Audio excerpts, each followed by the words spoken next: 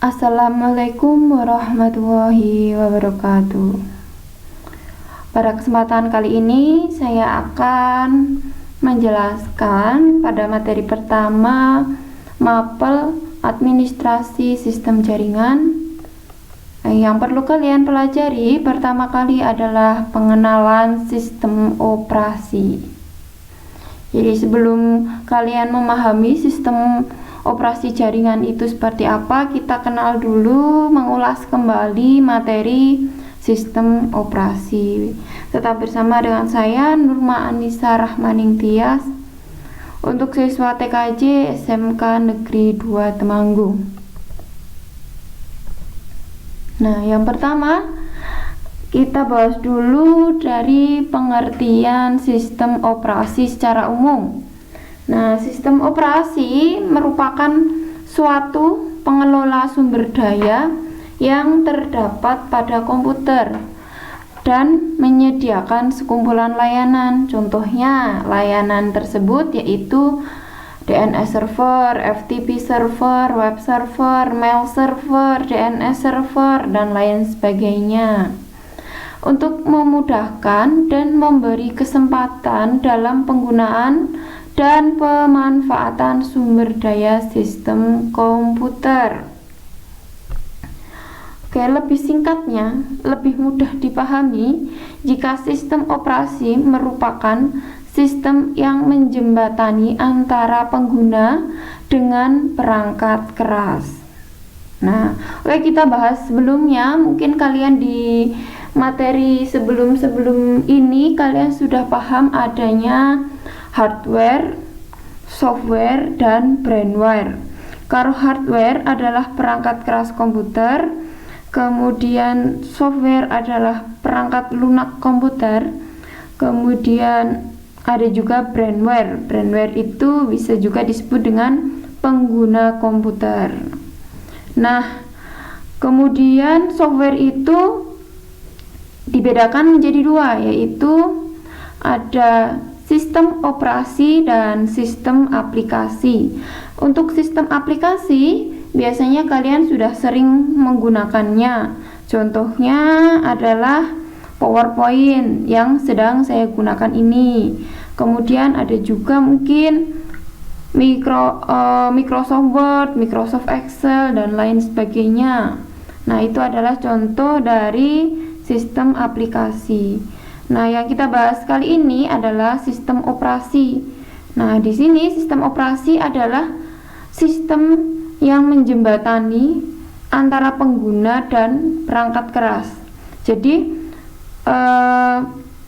perangkat keras itu dapat digunakan oleh si pengguna atau si brainware itu jika ada sistem operasi dan sistem aplikasi itu sendiri.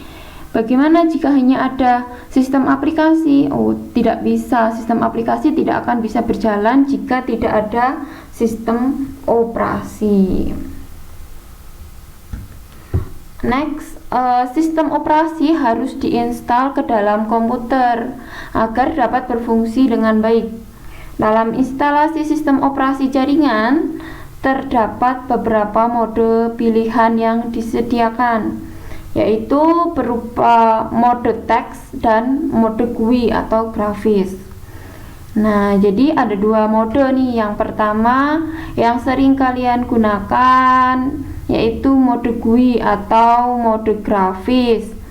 Nah, seperti contohnya adalah komputer yang biasa kalian gunakan pada umumnya.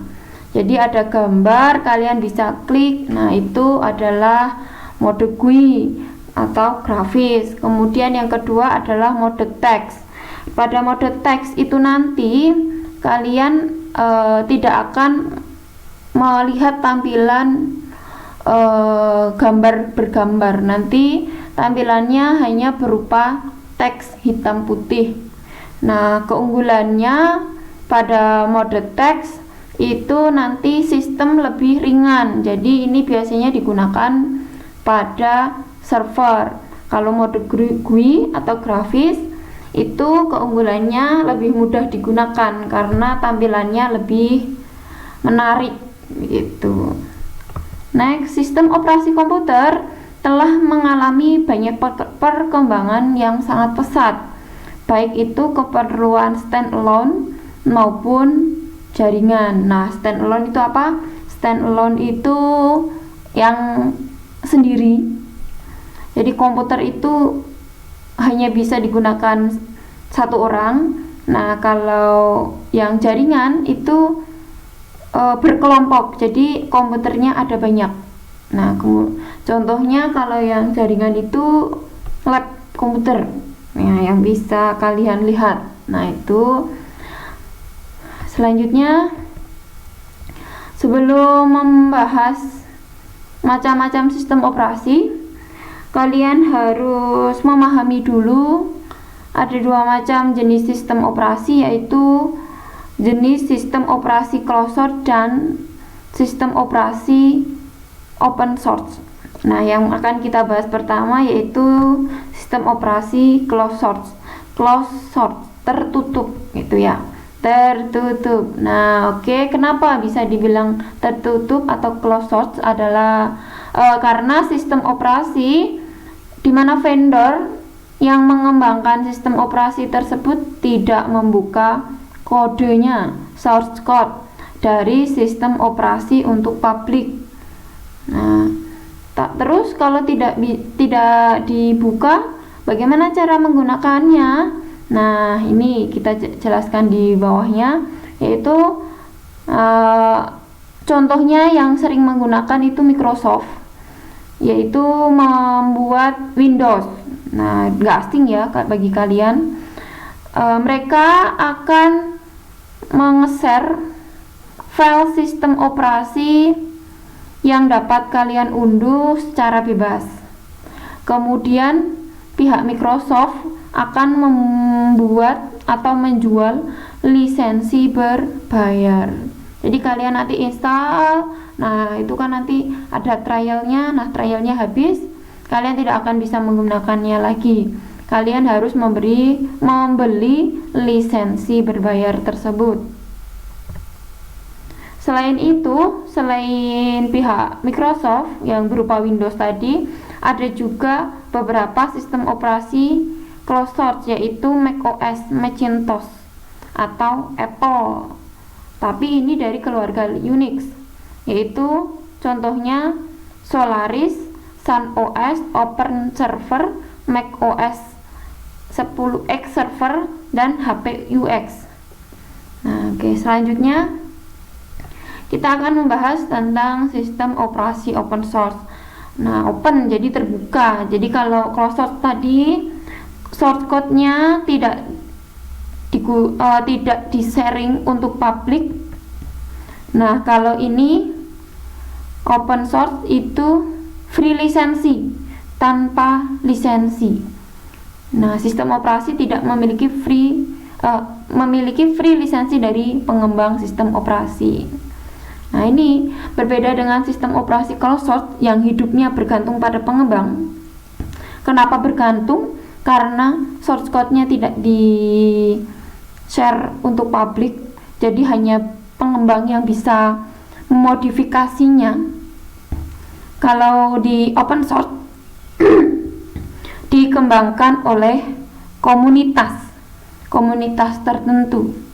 Jadi salah satu keuntungannya, kita dapat ikut mengembangkan sistem operasi ini jika kita memiliki kemampuan. Sehingga source code ini dibuka untuk publik, sehingga kita dapat mengunduh filenya. Kita bisa juga membuat distro baru, atau kalau distro itu varian baru dari sistem operasi yang sudah ada. Oke, lanjut. Nah, macam-macam sistem operasi. Yang pertama ada Windows series. Nah, di sini saya membagi sistem operasi menjadi 3. Mungkin ada juga yang membaginya menjadi 5. Tapi itu sebenarnya sama saja, hanya perbedaannya itu di sini ya. Kalau di Windows, di sini saya menggolongkan dari DOS 1.0, DOS 2.0, DOS 3, DOS 3.1, 3.11, kemudian masuk ke Windows NT, Windows 95, Windows 98, masuk ke Windows 2000, XP, Vista, 7, 8, 10. Nah, infonya sih sekarang sudah ada Windows 11. Nah, ada juga yang mengelompokkan jika DOS ini adalah sistem masuk kelompok sistem operasi sendiri. Jadi dari DOS 1, 2, 3 ini masuk sistem operasi sendiri. Tapi menurut saya sistem operasi DOS itu masuk ke Windows karena pengembangnya itu sama. Oke, next. Yang kedua ada Unix atau Linux series. Nah, ini kalau Linux kenapa ada banyak seperti ini? Karena tadi ada juga yang open source. Jadi banyak distronya, banyak variannya, dan komunitas itu bisa mengembangkannya atau pribadi pun juga bisa mengembangkannya.